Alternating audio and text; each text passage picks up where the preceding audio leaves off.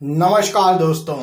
आज हो गई है 12 सितंबर और आज की जो बड़ी खबरें सामने निकल के आ रही हैं दोस्तों आपके लिए लेकर आए हैं। इसी वीडियो में सभी बड़ी खबरें आगे जानेंगे। तो चलिए दोस्तों पहली बड़ी खबर से शुरुआत करते हैं।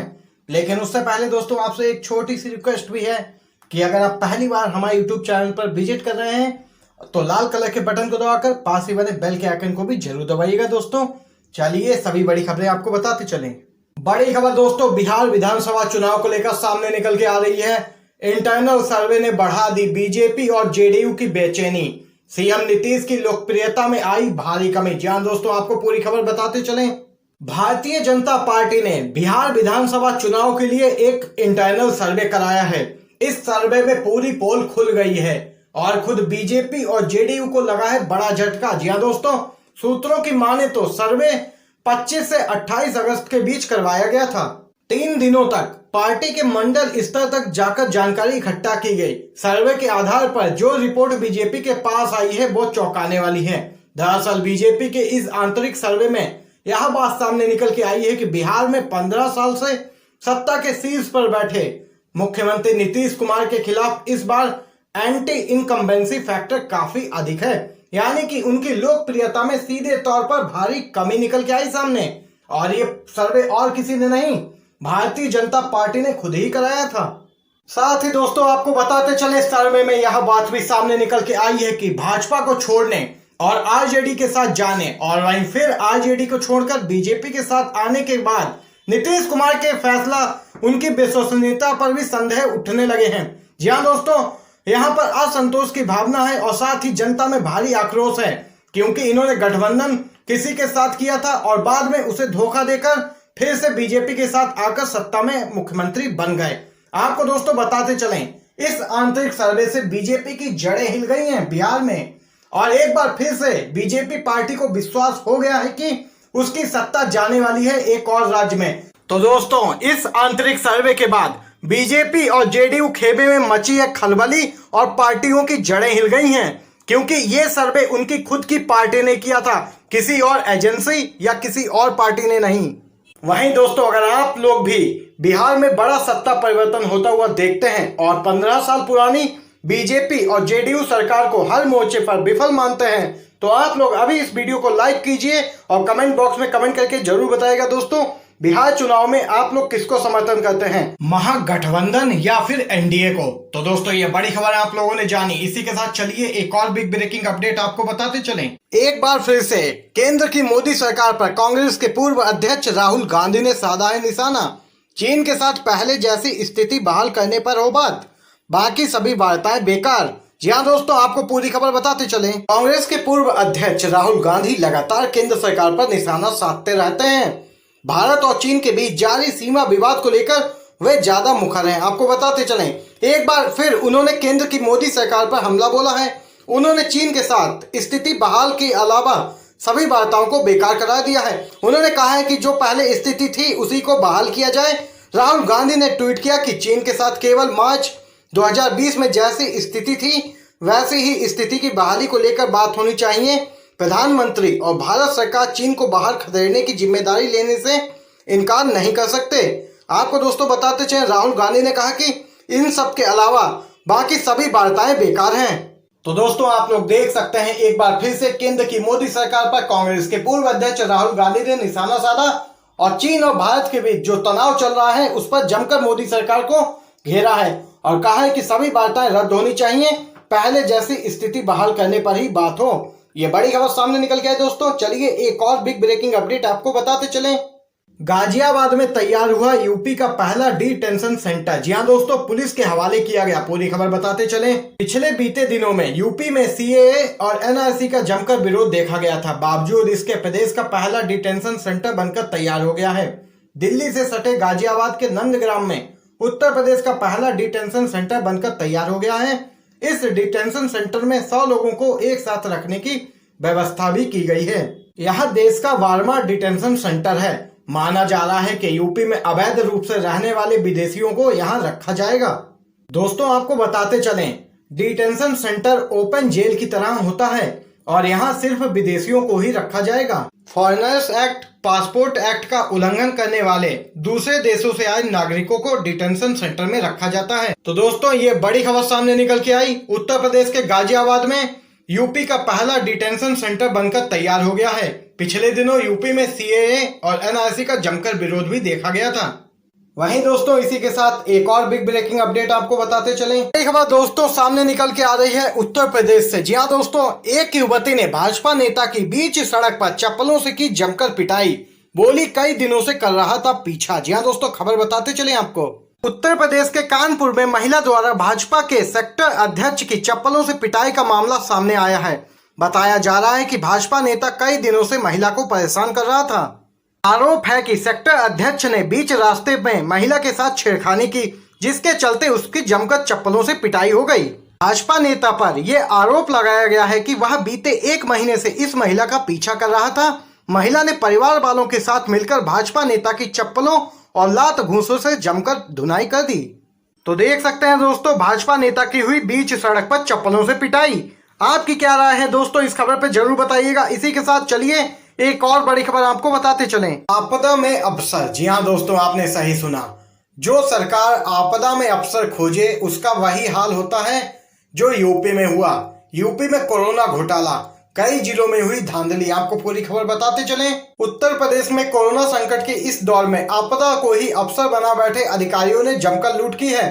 खुद सत्ता पक्ष के विधायकों व नेताओं की ओर से कई जिलों में लूट का मामला उठाए जाने के बाद योगी सरकार ने महज 2 कनिष्ठ अफसरों को निलंबित कर एसआईटी की जांच के आदेश दे दिए। इसे सरकार का भ्रष्टाचार पर प्रहार कहकर प्रचारित किया जा रहा है, जबकि इसका उलट है। जांच के दायरे में उन बड़े अफसरों को भी आना चाहिए जो कोरोना किट की खरीद को लेकर जिलों में व संबंधित विभागों को आदेश निर्देश भेज रहे थे। तो देख सकते हैं दोस्तों, ये बड़ी खबर सामने निकल के आई उत्तर प्रदेश से, जहां कोरोना काल में भी घोटाले होते जा रहे हैं और प्रदेश सरकार इस पर कोई कार्रवाई नहीं कर रही। इसी के साथ एक और बड़ी खबर आपको बताते चलें। अमीर कंगना का दफ्तर टूटा तो नेता मीडिया ने आंसू बहाया। गरीबों की झुग्गियों पर सब चुप क्यों हैं? जी हाँ दोस्तों, आपको पूरी खबर बताते चलें। एक तरफ एक अभिनेत्री का आशियाना है, दूसरी तरफ 48,000 घर हैं। इन घरों को सभ्य समाज घर नहीं बल्कि झुग्गियां कहता है। इन दोनों पर अवैध होने का आरोप है। अभिनेत्री के आशियाने पर बड़े बड़े नेता, पत्रकार और तमाम जनता ने आंसू बहाया। सरकारी कार्रवाई की मजम्मत की। 48,000 घरों के ढहाए जाने के आदेश पर कहीं कोई चर्चा तक नहीं। अभिनेत्री के पास तो हजारों विकल्प मौजूद हैं। उसके पास अकुल संपत्ति है, उन्हें देश की सत्ताधारी पार्टी का समर्थन है और सुरक्षा तक मुहैया कराई गई है।